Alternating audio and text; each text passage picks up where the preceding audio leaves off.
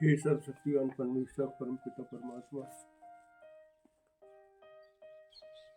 कण कण के वासी, समस्त सृष्टि को पैदा करने वाले, पालन एवं संहार करता, हे प्रभु इस जीवन को देने वाले पिता, तेरा धन्यवाद हो कि तूने आज के दिन भी हमें अपने मनन के लिए नियुक्त किया। तेरा धन्यवाद है, तेरा शुक्रिया है कि तूने आज तक हमारे जीवन को सुरक्षित करके रखा। आइए हम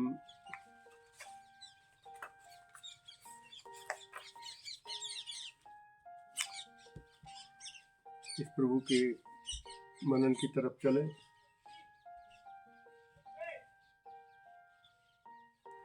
महात्मा कहते हैं इस इंसान की कोई औकात नहीं। घर के अंदर एक पुत्री पैदा होती है, घर के अंदर एक पुत्री पैदा होती है और लोग उसको आके बधाइयाँ देते हैं। अरे भाई, आपके घर में एक लक्ष्मी पैदा हुई, आपके घर में लक्ष्मी आ गई।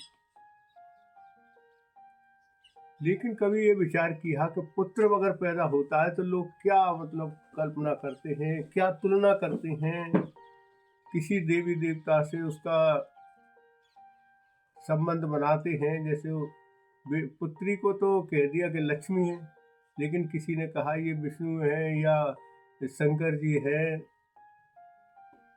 या ब्रह्मा जी हैं, कभी उस पुत्र के लिए नहीं कहा। तो महात्मा कहते हैं इस चीजों में विचार करें कि इंसान तेरी क्या जिंदगी में औकात है, तेरी क्या जीवन है। लेकिन आपने देखा होगा कभी किसी सड़क के किनारे दुकान कर रहे हैं, आगे चल के उस दुकान की कीमत बढ़ जाती है। सड़क किनारे खेत खरीद लिया, आगे चल के उसकी कीमत बढ़ जाती है। सड़क के किनारे जमीन खरीद ली, आगे चल के उसकी कीमत बढ़ जाती है। ये सड़क पे आ गई जमीन, मकान, दुकान, अन्य कोई व्यवसाय सड़क पे आ गई तो उसकी कीमत बढ़ गई। लेकिन कभी विचार किया, महात्मा उनको याद दिलाते हैं कि इंसान, तूने कभी इस बात के लिए विचार किया कि अगर आदमी सड़क पे आ जाए तो उसकी क्या औकात होगी? उसकी औकात है कुछ?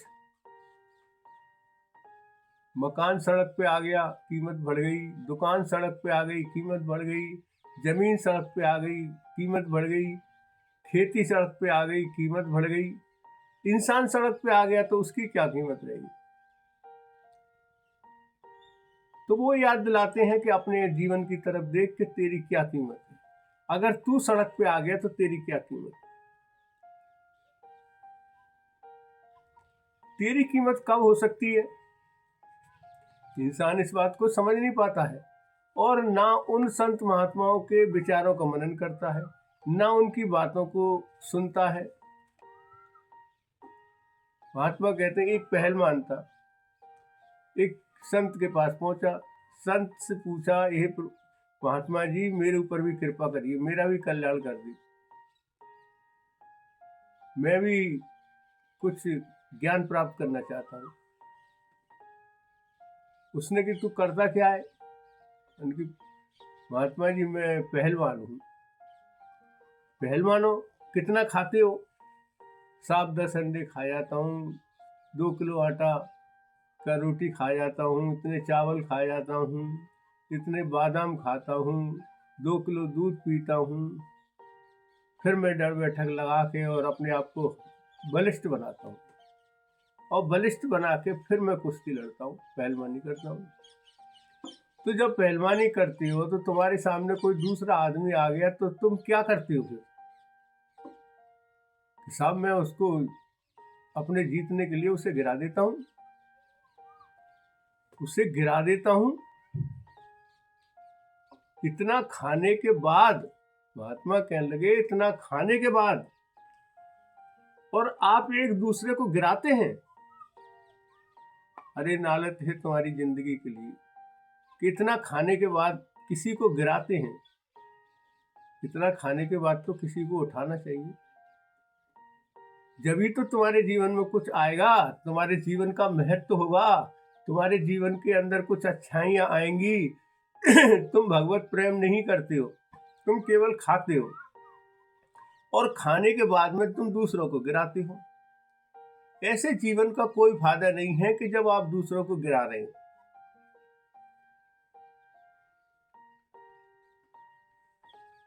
तो महात्मा कह रहे हैं कि आप अपने जीवन में अगर दूसरों को गिरा रहे हैं, दूसरों को की हंसियां छीन रहे हैं, दूसरों को नुकसान पहुंचा रहे हैं, दूसरों के लिए आप उनकी अपने घमंड में और उनको नीचा दिखा रहे हैं, ये आपका जीवन नहीं।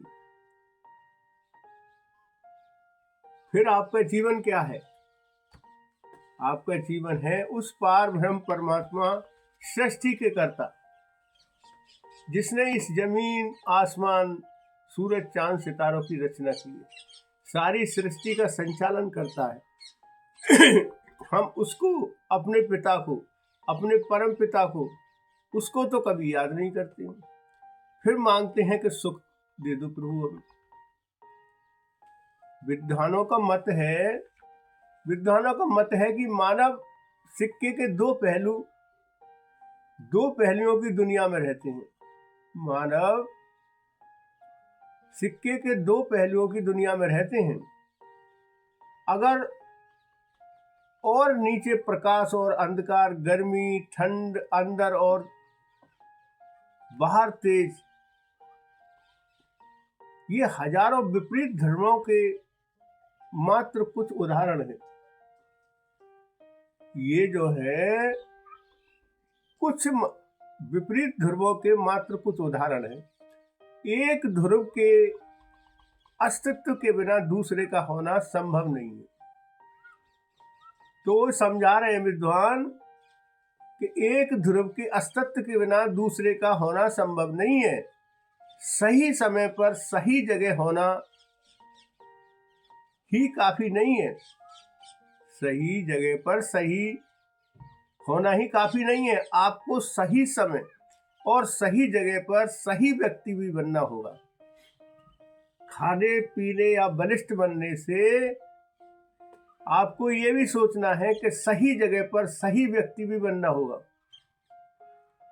क्योंकि आपका चरित्र, सोच, विश्वास आपकी सफलता के स्तर को निर्धारित करने में बहुत महत्वपूर्ण भूमिका निभाते हैं। बहुत ही महत्वपूर्ण भूमिका निभाते हैं। एक लेखक हुए हैं स्टुअर्ट वाइल्ड ने कहा था, सफलता की कुंजी अपनी ऊर्जा बढ़ाना है। सफलता की कुंजी अपनी ऊर्जा बढ़ाना है। ऐसा करने से लोग स्वाभाविक रूप से आपकी ओर आकर्षित होंगे। अगर अपनी ऊर्जा को बढ़ाएंगे तो स्वाभाविक तौर पर लोग आपकी ओर आकर्षित होंगे। इंसान प्रकृति से ऊपर नहीं है। इंसान प्रकृति से ऊपर नहीं है, बल्कि उसका हिस्सा है, प्रकृति का हिस्सा है। अर्थात जब हम प्रकृति के नियमों के अनुरूप चलते हैं, तो महात्मा समझा रहे हैं यहाँ, और अपनी जड़ों यानी अपने आंतरिक संसार पर काम करते हैं, तो हमारे जीवन का प्रभाव अच्छा रहता है। पर जब हम ऐसा नहीं करते हैं तो जिंदगी कठिन हो जाती है। तो यह कह रहे हैं कि विचारों को समझिए और अपने जीवन को समझिए। इसलिए परिणामों पर ध्यान केंद्रित करने की बजाय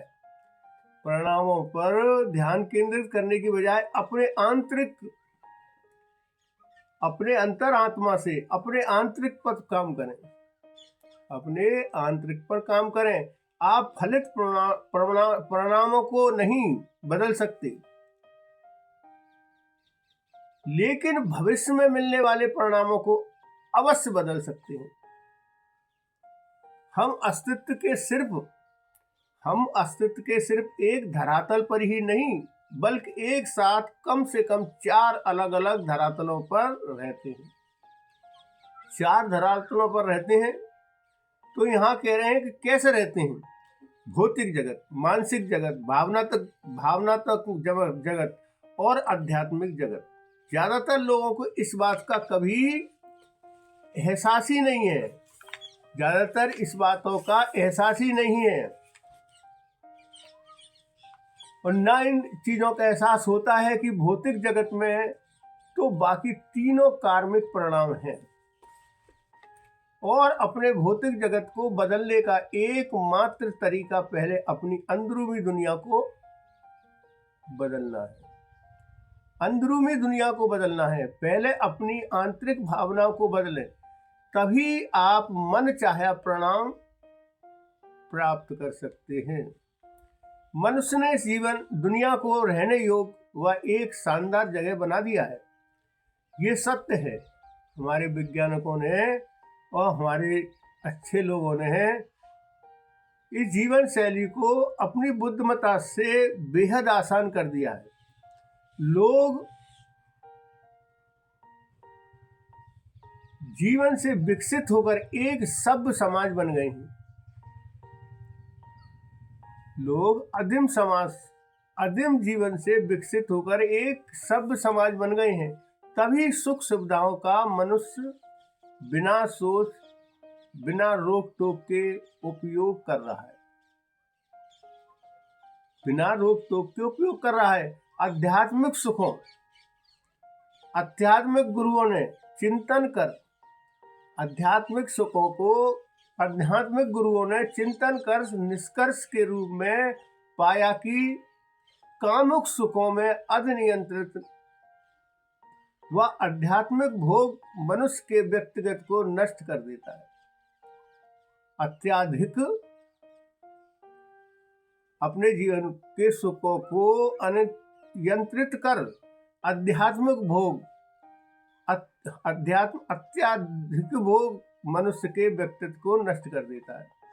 जब अत्याधिक भोग विलासाएं हमारे जीवन के अंदर हो जाती हैं, मतलब हमारी सोच से भी अधिक बढ़ जाती है, तो वो हमारे व्यक्तित्व को नष्ट कर देती है और उसे दुख और पीड़ा की ओर ले जाता है। इसलिए हमारे प्राचीन ऋषि मुनियों संतों ने भौतिक दुनिया के साथ सही तरह से संबंध स्थापित करके स्थायी आनंद प्राप्त करने के लिए आत्म संयम और अनुशासन को कुछ बुनियादी नियम तैयार किए हैं। लेकिन मनुष्य का मूल स्वभाव पूर्ण स्वतंत्रता है। इसका स्वभाव है कि हमें पूर्ण स्वतंत्रता मिलनी चाहिए। मनुष्य का ये स्वभाव है। इसलिए वह अपने ऊपर लगाए गए किसी भी नियम या बंधन से घृणा करता है, क्योंकि वो स्वतंत्र रहना चाहता है। वो किसी के बंधन में नहीं रहना चाहता है। उसका स्वभाव है। हर तरह के आदेशों और उपदेशों को वह नकारात्मक ढंग से लेता है। उसे इस बात का जरा भी एहसास नहीं कि उसको स्वतंत्रता अनिवार्य रूप से बुद्धिमत्ता, पूर्ण आत्म संयम और अनुशासन पर निर्मित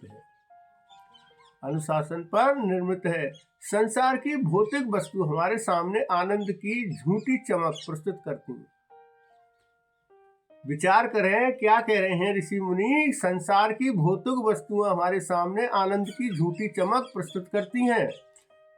जो व्यक्ति अपनी इंद्रियों पर नियंत्रण कर लेता है, जो व्यक्ति अपनी इंद्रियों पर कंट्रोल कर लेता है, नियंत्रण कर लेता है और इस संसार की लालसाओं का धैर्य पूर्वक विरोध करता है, वह जीवन के समुद्र में एक प्रकाश स्तंभ की तरह खड़ा होता है। कैसा होता है? इस जीवन के समुद्र में एक प्रकाश स्तंभ की तरह खड़ा होता है और लहरों के थपेड़ों से प्रभावित नहीं होता। जो लहरें अशांत लहरें भी हैं उनके थपेड़ों से प्रभावित नहीं होता। ये संसार में हमें इसी तरीके की ये समुद्र रूपी संसार है, इसमें वो अगर आध्यात्मिक है और दूसरों को सुख देने वाला है, प्रभु को मानने वाला है, परमेश्वर का ध्यान करने वाला है, उसका मनन करने वाला है, ऐसा व्यक्ति जो होता है वो इस संसार रूपी समुद्र में एक प्रकाश स्तंभ की तरह खड़ा होता है और अशांत लहरों के थपेड़ों से प्रभावित नहीं होता। जो दुनिया में इस दुनिया की अशांत लहरें भी अगर उसको टकराती है तो उन सारी चीजों से वो प्रभावित नहीं होता। मनुष्य स्वाभाविक रूप से दिव्य है। तो महात्मा क्या कह रहे हैं कि मनुष्य स्वाभाविक रूप से दिव्य है। महानता की पुकार हम में से प्रत्येक के हृदय में है, लेकिन जीवन की चुनौतियों का सामना करते समय हम नहीं जानते कि हमें किस दिशा में मुड़ना है। हम नहीं जानते कि हमें किस दिशा में मुड़ना है, क्योंकि जीवन, ये संसार जो है, समुद्र रूपी संसार में बहुत सारे थपेड़े हमारे जीवन में लगते हैं। बहुत सारी चीजें हमारे जीवन में कठिन भी आती है, अच्छी भी आती हैं, सुख की भी आती हैं, दुख की भी आती हैं। लेकिन उन थपेड़ों के चक्कर में हम नहीं जानते कि हमें किस दिशा में मुड़ना है। ऐसे में धर्म ग्रंथ एक सच्चे दिशा सूचक यंत्र की तरह होते हैं। धर्म ग्रंथ ऐसे अगर जीवन के संकटों से पार करने के लिए, समुद्र में, संसार में पार करने के लिए हमें धर्म ग्रंथ जो होते हैं एक सच्चे दिशा सूचक यंत्र की तरह होते हैं, जो सदैव सही दिशा दर्शाते हैं। तो उन पुरातन महात्माओं ने उन ग्रंथों में हमें ऐसे दिशा निर्देश देकर हमारे जीवन को उज्जवल बनाने की कोशिश की है। लेकिन हम उनकी तरफ जाएं तो सही, हम उन्हें पढ़ें तो सही, जिस प्रकार किसी भी, और उन पर अमल करें। जिस तरह किसी भी व्यक्ति को अपने घर की बिजली का इच्छानुसार उपयोग करने की स्वतंत्रता है। किसी भी व्यक्ति को घर में बिजली लग रही है तो उसको यूज करने का, उसको अपने घर में बिजली का इच्छानुसार, अपनी मन है हमारा बिजली बंद कर दें, बिजली ऑफ कर दें या बिजली जला दें, ये तो हमारा है, हमसे कौन कहने वाला है। तो उसके लिए पूर्ण स्वतंत्रता है, पर सही तरह से इसका लाभ उठाने के लिए, बिजली का सही तरह से इसका लाभ उठाने के लिए व्यक्ति को बिजली के नियमों का पालन करना होगा। हमने नंगे तार पे हाथ लगा दिया, सही तरह से पालन नहीं कर रहे। भाई इंस्ट्रक्शन जो है हमें ये दिए गए हैं कि इनको नहीं छूना है, हाथ में ग्लव्स पहन के लेना, प्लास्टिक करना है, इसको ऐसे करना, हमने हाथ लगा दिया। तो हमारे साथ में क्या लगेगा, बहुत बड़ा झटका लग जाएगा। तो उन नियमों को अगर बिजली के को नहीं मानेंगे तो हमें दुख के सिवा सुख नहीं होगा, अन्यथा वह बिजली किसी को भी नष्ट कर सकती है। उसी प्रकार यह संसार प्रकृति के एक नियम के अंतर्गत संचालन है, जिसकी सीमा के अंदर रहकर जीवन जीने से ही वह सफल हो सकता है। सफलता की कोई जादुई गोली, गोपनीय फार्मूला या तुरंत समाधान नहीं होता। आप कोई क्रीम लगाकर अपनी उम्र के 20 साल छोटे नहीं कर सकते। कोई क्रीम अच्छी आती है एडवर्टाइज में कि वो क्रीम लगाने से आदमी ऐसा सुंदर हो जाएगा, ऐसा हो जाएगा, ऐसा हो जाएगा। तो उसको लगाने से क्या हमारी उम्र के 20 साल छोटे हो जाएंगे? नहीं दिख सकते हम ऐसे, ये कल्पना है। आप फटाफट अमीर बनने वाली किसी चतुर चालाक योजना के अमीरी नहीं हासिल कर सकते। कोई चतुर चालाक योजना को, और उसमें वो बहुत सारे लोग देते हैं, उसके द्वारा कभी हम अमीर नहीं बन सकते। यदि आप हकीकत में अपनी शोहरत, आत्मगौरव और अच्छे संबंध, स्वास्थ्य और खुशहाली किसी दुकान से खरीद सकते तो बेहतर होता, पर यह संभव नहीं। आपको सफल होने के लिए किसी बुद्धिमानी चीज की जरूरत होती है, किसी बुद्धिमान व्यक्ति या बुनियादी चीज की जरूरत होती है, लेकिन गहरा बुनियादी बातें हमारी नजरों से ओझल हो जाती है। तो यहाँ समझा रहे हैं कि वो ओझल हो जाती है। अक्सर आपने सुना होगा कि यदि आप किसी चीज के बारे में दृढ़ संकल्प हो जाए या उसे पाने की ठान लें तो आप उसे हासिल कर सकते हैं। ये 100% ही सच है, लेकिन यह तभी हो सकता है जब आपको इसका तरीका मालूम हो। अब वो तरीका क्या है, थोड़ा विचार करें कि वो तरीका क्या है। हमें किसी ऐसे सच्चे सत्य को जानने वाले ऐसे महान पुरुष, महान संत, महान गुरु के पास जाना पड़ेगा। अब वो जाने के बाद में हमारी आंखों से एक क्षण के अंदर ही वो पर्दा हटा देगा। जब वो एक क्षण के अंदर ही पर्दा हटा देगा तो हमारे प्रकाश ही प्रकाश दिखाई देगा। जब प्रकाश ही प्रकाश हमें दिखाई देगा तो अंधेरा हमारे जीवन से खत्म हो जाएगा। हम देखते हैं मीठे हलवे की कटोरी में काजू, बादाम, सूजी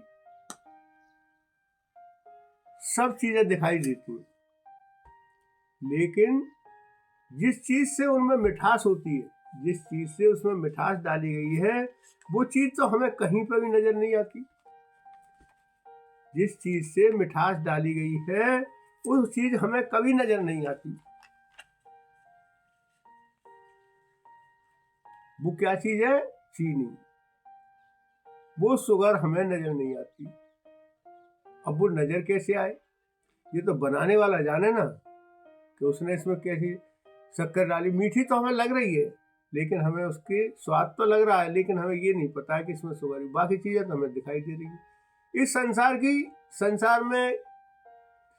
संसार रूपी समुद्र में बहुत सारी चीजें पड़ी हुई हैं, लेकिन हमें कहीं पे भी जो कण का वासी है उन सारी चीजों को, उन वैभवशाली चीजों को, उन बिरु चीजों को, उन सारी चीजों को तो हमें इन आंखों से देख लेते हैं, इन नैनों से देख लेते हैं, लेकिन जो असली चीज है जिससे हमारे जीवन में मिठास आए उस चीज को हम नहीं देख सकते।